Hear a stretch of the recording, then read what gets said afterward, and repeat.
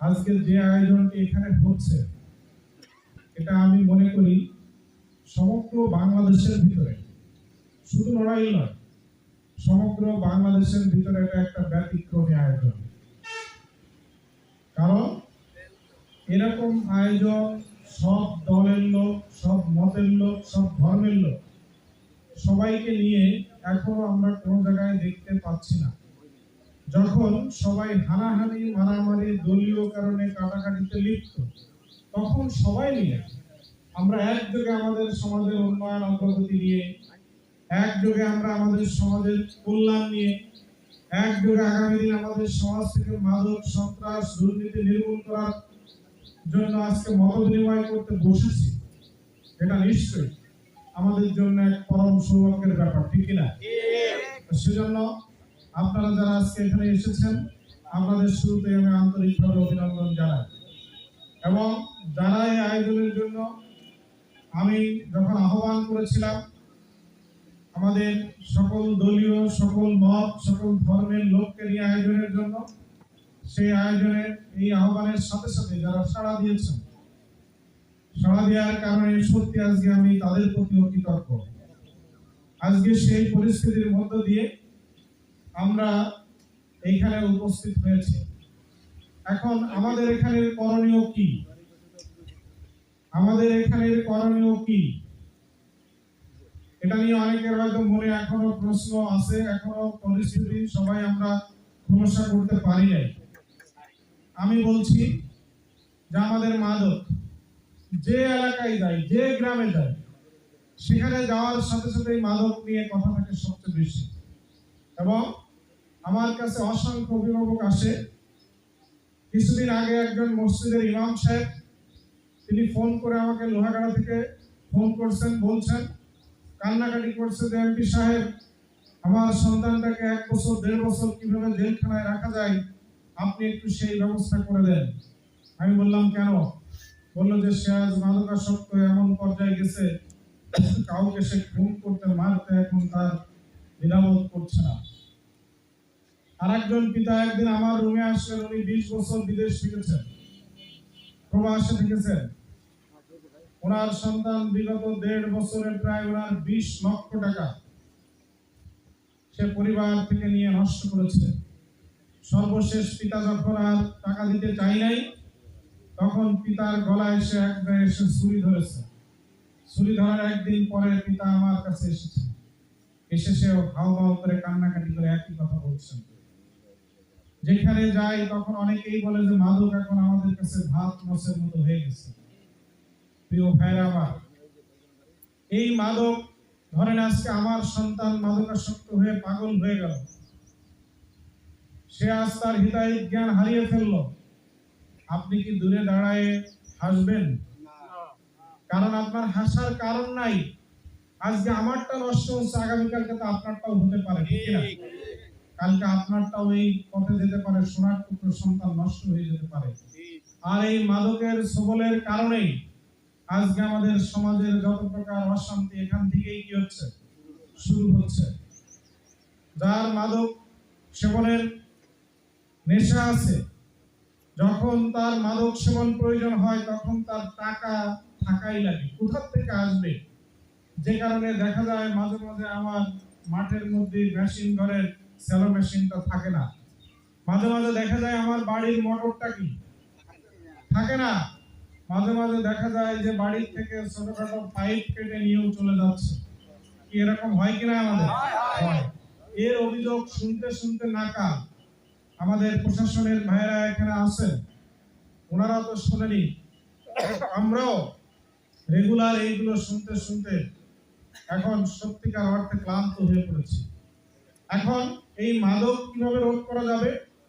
আমি এখানে খুব ভালো করে খেয়াল করে দেখেছি যে মাদক একজন সেবন করতে করতে সে একসময় মাদক ব্যবসায়ী হয়, এবং ছোটখাটো ব্যবসায়ী চিন্তা করে নিজের টুক তো ফাও খাওয়া যায়, বাকি যা হয় কি কিছু লাভ। এটাই হলো বিষয়। আমি সাক্ষাৎকার অনেকের নিয়েছি, কারাগারে দীর্ঘ সময় থাকার সুযোগ হয়েছে, বারবার যাওয়ার সুযোগ হয়েছে, তখন তাদের কাছে বসে বসে তাদের জীবন সম্পর্কে আমি কথাগুলো শুনেছি। তো সেই জায়গায় দাঁড়িয়ে সে লাভ খোঁজে এইভাবে এখন এই মাদক বন্ধ করার জন্য আজকে আমরা বলি যে ভাই পুলিশ পাঠান। বাংলাদেশে কত পুলিশ আছে?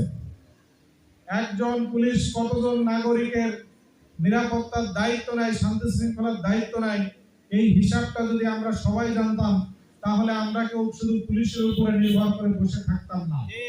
কারণ মাদক এখন এমন পর্যায়ে গেছে, এটা পুলিশ দিয়ে নির্মূল করা কি সম্ভব না। এটা আইন শৃঙ্খলা বাহিনী দিয়ে এককভাবে নির্মূল করা এটা সম্ভব না। বরঞ্চ আজকে আমি আপনাদের সামনে এই কথাটাই বলতে এসেছি যে মাদক এমন পর্যায়ে গেছে, এই মাদক নির্মূল করার জন্য আমাদেরকে সামাজিক আন্দোলন, সামাজিক প্রতিরোধ লাগবে। সামাজিক আন্দোলন।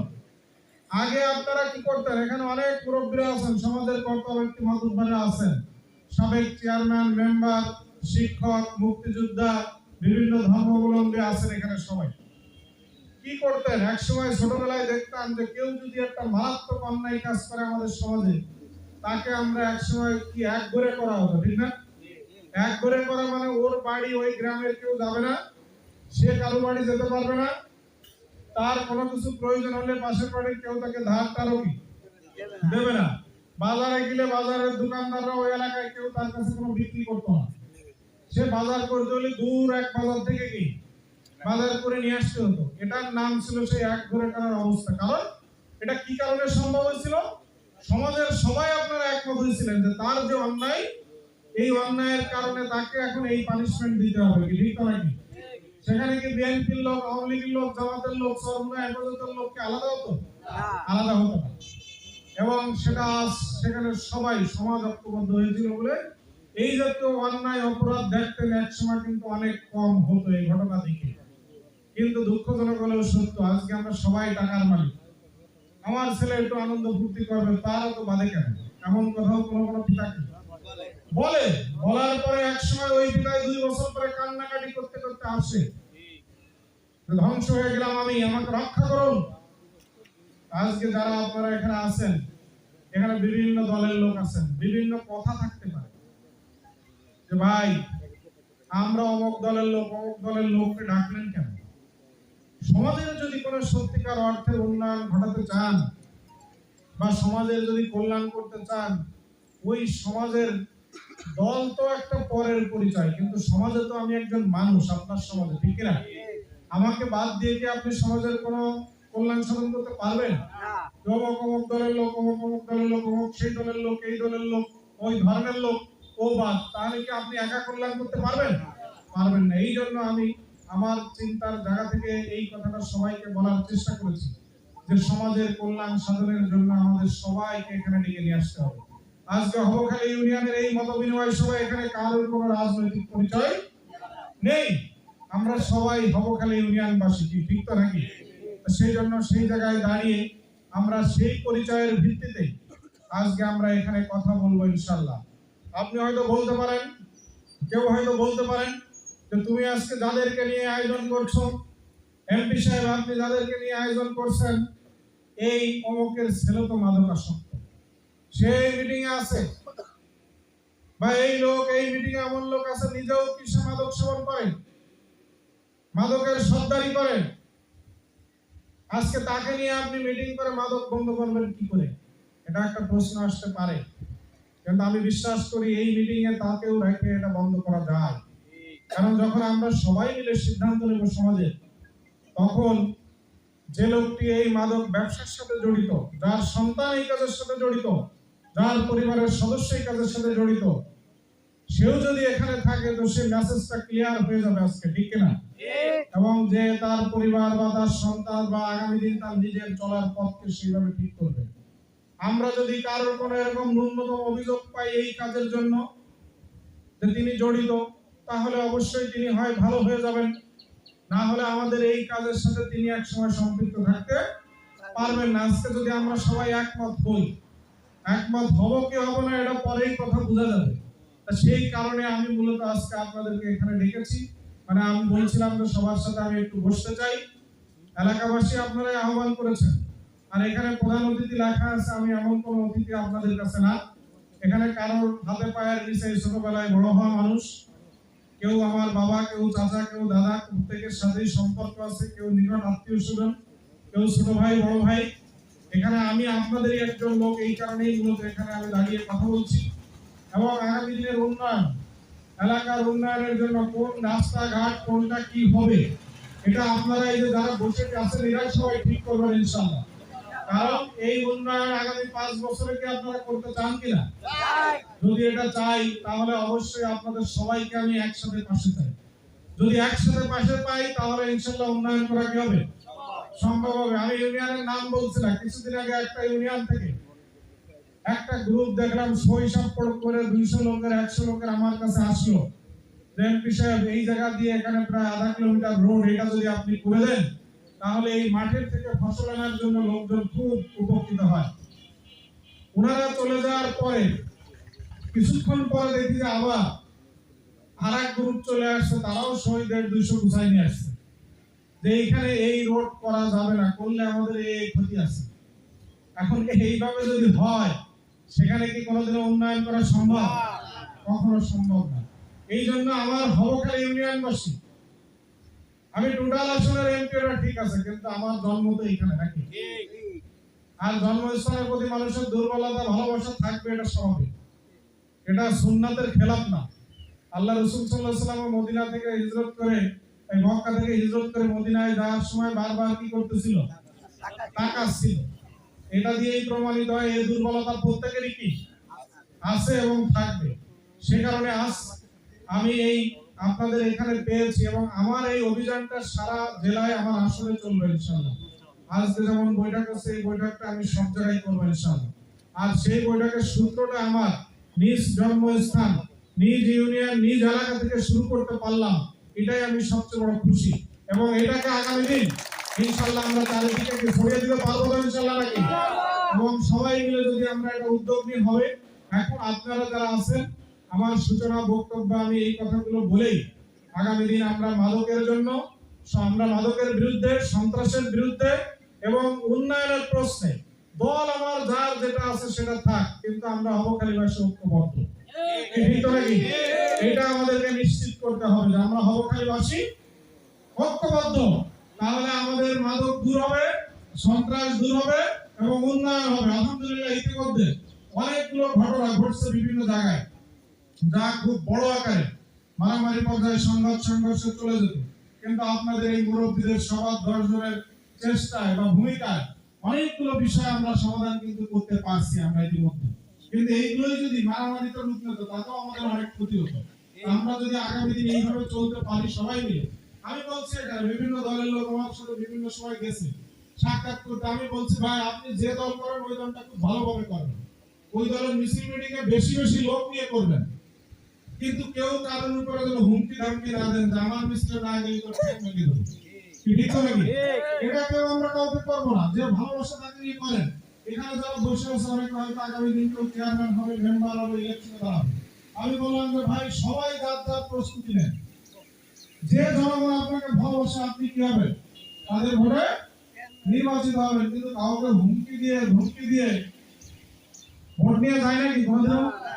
ভোটের দিনে দেখা যায় একজনের নেম প্লেট বুকি ঝুলাই বেড়ায় আর ভোট দেয় কি আরেকজনের, এ দিয়ে কোনদিন ভোট পাওয়া যায় না মানুষের, এটা প্রমাণিত হয়েছে। সেজন্য আমি আজকে এখানে দাঁড়িয়ে বলতে চাই, আপনি যদি জনগণের ভালোবাসা নিয়ে ভোট পেতে চান, দল আপনার যেটাই যা করেন না কেন করেন, কিন্তু কোনো সমস্যা নাই, কিন্তু জনগণকে আপনাকে সম্মান শ্রদ্ধা করতেই হবে, জনগণকে ভালোবাসতেই হবে, জনগণের কল্যাণে আপনাকে ভূমিকা রাখতেই হবে। যদি আপনি রাখতে পারেন তাহলে আপনি একদিন আপনি ইউনিয়নের চেয়ারম্যান হবেন, আপনি মেম্বার হবেন, আমি আশা রাখি। এই জন্য যে যার প্রস্তুতি সেটা নেন, কিন্তু আমার প্রশ্ন যে মাদকের কথা যে আসবে আমরা সবাই এক, ঠিক তো নাকি? আমরা সবাই এক। যখনই আমার সন্ত্রাসের কথা আসবে তখন এক, যখন আমার হবখালী উন্নয়নের প্রশ্ন আসবে তখন সবাই কি আমরা এক। এটা কি আমরা পারবো তো ইনশাআল্লাহ? যদি এটা আমরা পারি তাহলে আজকে আমার আশা রাখি যে এই ইউনিয়নের মাদকও বন্ধ হবে, সন্ত্রাসও বন্ধ হবে এবং আমাদের উন্নয়ন কোনটাই থেমে থাকবে না ইনশাআল্লাহ। এবং সেই কথা বলে সূচনায় আমি আমার কথা এখানে শেষ করব। এরপরে আমাদের সম্মানিত যারা সঞ্চালক আছেন ওনারা যেভাবে আমাদেরকে গাইড করবে, এখানে অনেকেই ভালো জ্ঞানী গুণী অনেক মানুষ আছেন, আপনারা পরামর্শ দেবেন, আমরা সেই পরামর্শগুলো শুনবো ইনশাআল্লাহ, লিখিত আকারে নেব। এই কাজটা করার জন্য আগামী দিন আমাদের কি কি করার দরকার শুধু সেই পরামর্শটাই দেবো, এর বাইরে আর আমরা কি কথা বলবো না।